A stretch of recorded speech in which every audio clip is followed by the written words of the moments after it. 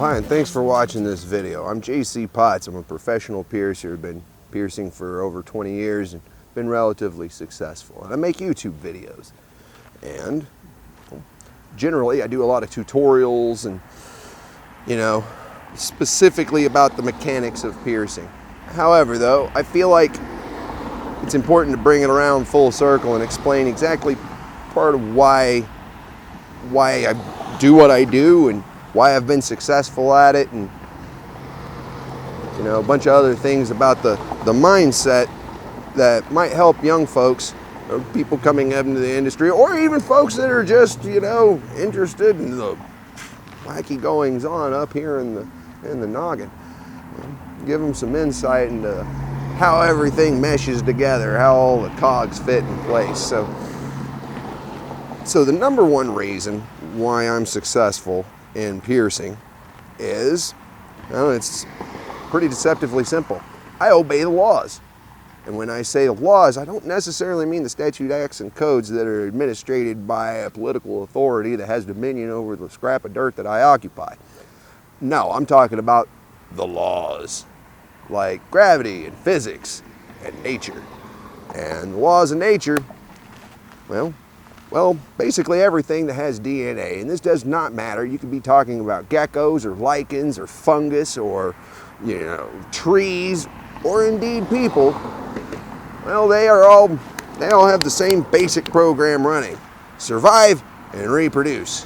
Okay, so that manifests in different ways. For like trees, they'll go and, spread their seeds and spread their pollen and, try to occupy as much space as they can possibly do to be able to get access to water and sunlight and all the stuff that they got to do, so that they can make more seeds. With people, it gets a little more complicated, but there are universalities. It doesn't matter, like I said, once again, it's all creatures that experience anything that has DNA experiences this, and all people experience this type of stuff too.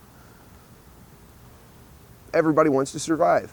Everybody wants to, generally they're driven to reproduce. If they're not driven to reproduce, there's usually some sort of reason for that.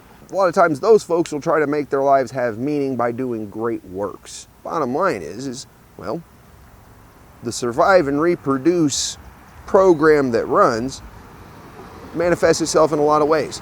Nobody wants to be thought of as a fool. Being thought of as a fool could be leading yourself to social ostracism, which meant death for the longest time, and still largely does now. Nobody wants to be threatened. Nobody wants to be thought of as ugly or unattractive. Everybody wants to be thought of as cool and interesting. Everybody wants to be treated with dignity and respect. Everybody wants to be thought of as attractive. Everybody wants to be a part of a bigger group. Everybody wants their lives to have meaning and purpose. And I respect that. A lot of people think that they respect that, but then they really don't.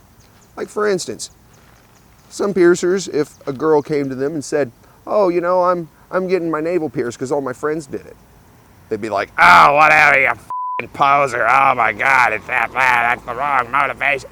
Who the f*** are you to try to tell somebody what their motivation is, first off? Second of all, it's actually a completely valid motivation in my mind, because if somebody was to say, "Oh, it's because all my friends do it," what I hear is clan and tribal identity. That's completely legitimate. If somebody was to say that, "Oh, I saw, my rock star idol has it, and that's cool, or whatever, well, I look at that as, well, you're looking to emulate your social peers and your social betters so that you can make a place for yourself in the world. Everybody's trying to self-improve, or at least they should be. So I look at that as legitimate too, even though it's like, oh, imitating your favorite rock star. Well, that might be a little lame, but at the same time, it's, once again, it's doing the same thing that everybody's doing, where they're looking towards their social peers and betters to figure out what the cues are to know what they're supposed to do. Some people, it's like I said, if they, they want to look sexy, they want to look tough, they want to be part of a group, they want to bond with a bunch of people that are, with them, or they want to make points along their lives and have a permanent reminder of that, I got a promotion. Oh, I graduated. Oh, I broke up with this person or something like that. You know, oh, I'm old enough that I can do this now and my mom won't tell me no. It's important way making along the way. People need that thing to be able to, you know, make permanent records of why they did something or what they did or what happened, you know, and body modification is a really important thing in this society for doing that. And I respect that.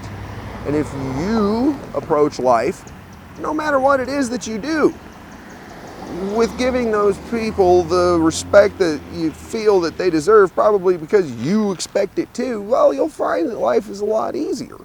You know, if you go through treating people that, you know, differently than you somehow want to be treated, you know, for reasons, well, then you're probably going to have a bad time. If you seek to just try to exploit people, you know, try to get their money, you know, trick them to come into your studio and get in this thing and so you can get some money, well, you're going to have a bad time too. You know? Well, I can talk about this for hours and hours on end, but I think that's probably a pretty good little deal to dip the toe into for right now. So, let me know what you think. Leave your comments, send me messages, whatever it is, discuss amongst yourself what you think. And I'll be back in the future for another episode of The Modified World.